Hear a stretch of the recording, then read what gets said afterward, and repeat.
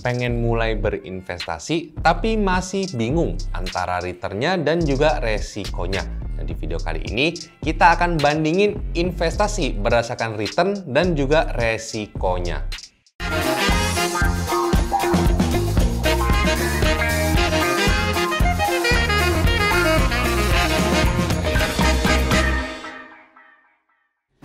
Halo semuanya, selamat datang di channel Halo Emas bersama saya Willy. Di video kali ini kita akan bandingin beberapa pilihan investasi dan akan kita kategoriin berdasarkan resikonya. Sebelum kita lanjut ke videonya, buat kalian yang belum subscribe, silahkan subscribe dulu ya channel ini dan nyalain lonceng notifikasinya supaya kalian nggak ketinggalan update-update video terbaru dari channel ini. Kalau misalnya kita ngomong tentang investasi, pasti ada yang beresiko tinggi, ada juga yang beresiko rendah, ada yang untungnya tinggi, ada juga yang untungnya kecil. Nah sekarang kita mau kategoriin dan masukin beberapa pilihan instrumen investasi berdasarkan resikonya. Nah resikonya ini ada 3 kalau menurut saya. Ada yang low risk, resiko rendah, resiko sedang, medium risk, dan juga high risk yang resiko tinggi. Tetapi resiko ini juga diikuti dengan return yang lebih tinggi juga ya untuk yang high risk, sedangkan untuk yang low risk itu returnnya juga lebih rendah. Sekarang kita masuk ke yang low risk. Yang low risk itu ada apa aja bang? Yang pertama ada deposito pastinya. Jadi deposito itu sama seperti tabungan biasa sih, cuman nggak bisa diambil dalam jangka waktu tertentu.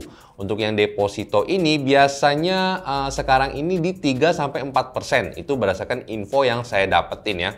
Terus itu juga ada jangka waktunya, kita bisa pilih 3, 6, 9, 1 tahun atau berapa tahun, disesuaikan aja sama kebutuhan kita.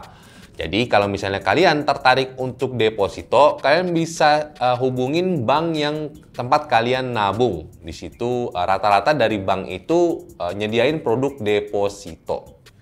Yang kedua yaitu obligasi. Obligasi itu apa bang? Obligasi itu adalah surat utang yang diterbitin oleh negara. Contohnya gampang aja deh, misalnya negara mau bangun proyek tol atau jalan tol, kan butuh duit ya. Misalnya negara nggak punya cash, negara terbitin surat obligasi. Nah, kita sebagai warga negara Indonesia, kita bisa beli obligasi itu. Nah, nanti pemerintah akan bayarin bunganya setiap bulan atau insentifnya kali ya. Terus nanti di akhir periode, biasanya 2-3 tahun, kita bisa jual tuh obligasi itu ke pemerintah lagi. Harga dari obligasi itu, harga akhirnya itu bisa naik dan juga turun, ngikutin dari harga suku bunga yang akan datang. Untuk bunga dari produk obligasi itu tergantung sebenarnya sama produk obligasinya. Cuman yang saya dapetin infonya beberapa minggu lalu bunganya itu di sekitar 4-5% per tahun. Lebih tinggi dibandingkan dengan deposito.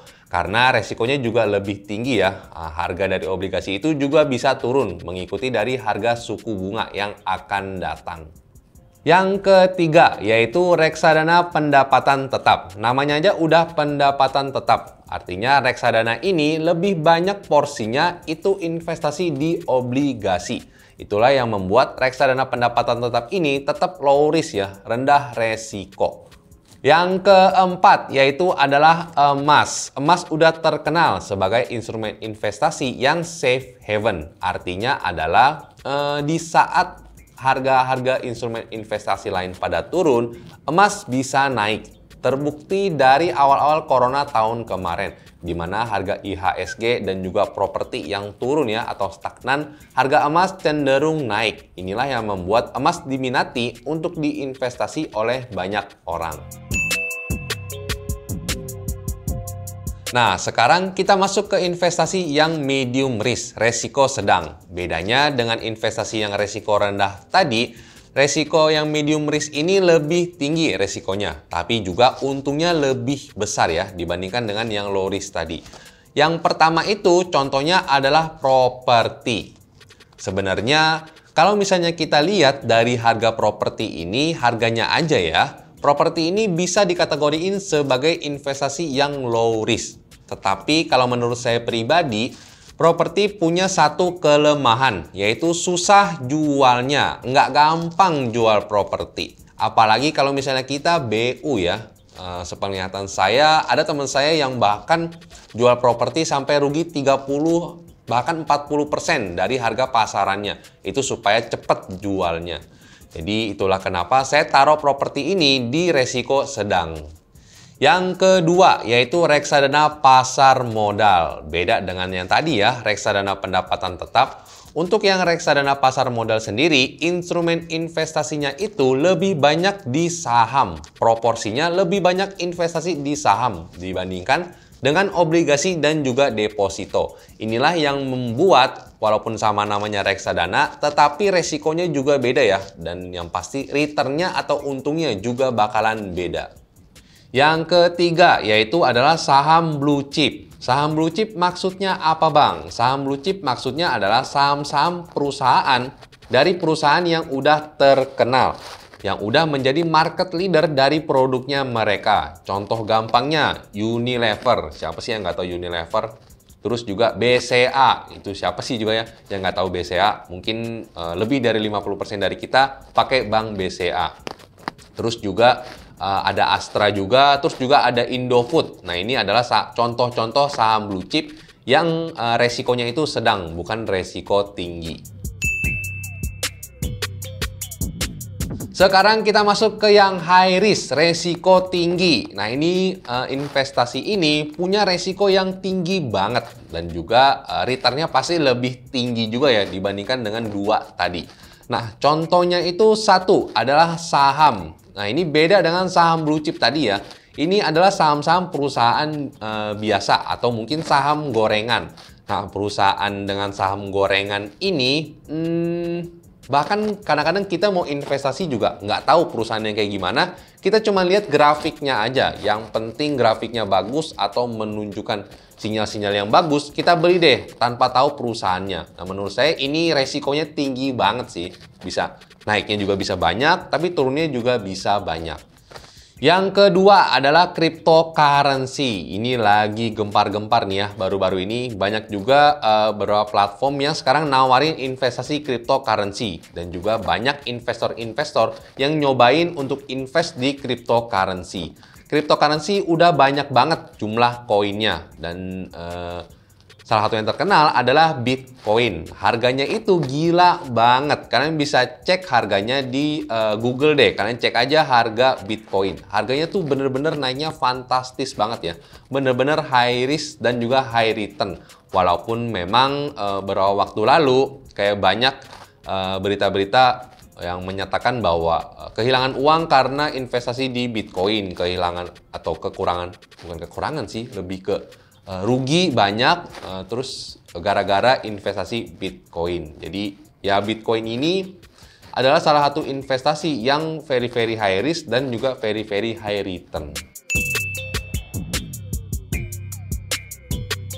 Nah, itu tadi macam-macam instrumen investasi yang udah saya kategoriin berdasarkan resikonya, low risk, medium risk, dan juga high risk. Sekarang kita coba lihat deh ya dari masing-masing investasi ini dan coba kita lihat returnnya berapa. Nah, untuk yang low risk sendiri, tadi saya ada mention emas. Nah, harga emas ini dari 5 tahun terakhir itu naik 53,79%. Data ini saya dapetin dari website resminya goldprice.org di tanggal 7 Oktober 2021. Naik 53,79%. Kalau misalnya kita bandingin sama harga saham blue chip, harga saham Bank BCA.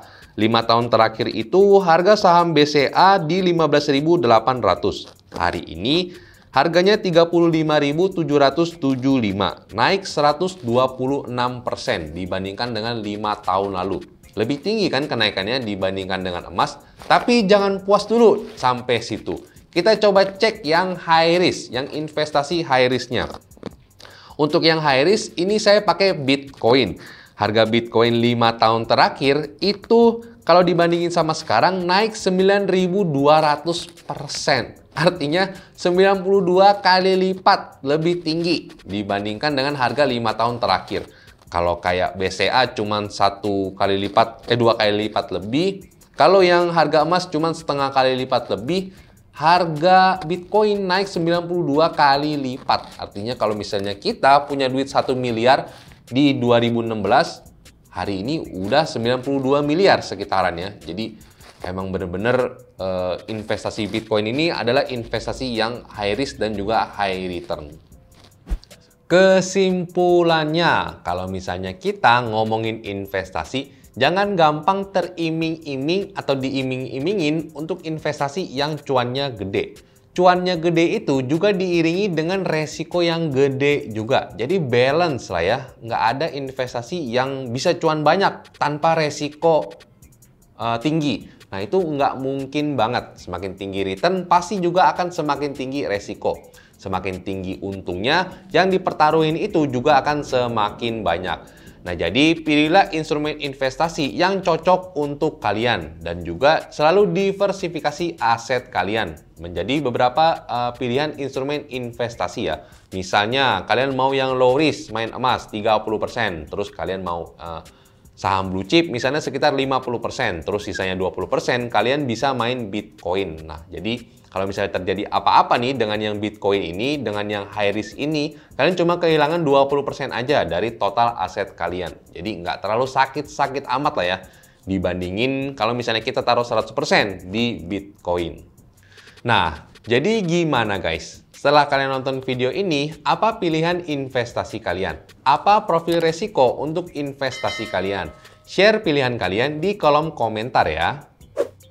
Oke guys, itu tadi video saya tentang beberapa pilihan investasi berdasarkan resikonya. Share ke teman-teman kalian yang mungkin membutuhkan informasi ini. Jangan lupa like kalau kalian suka dengan video ini, dan kita ketemu lagi di video selanjutnya.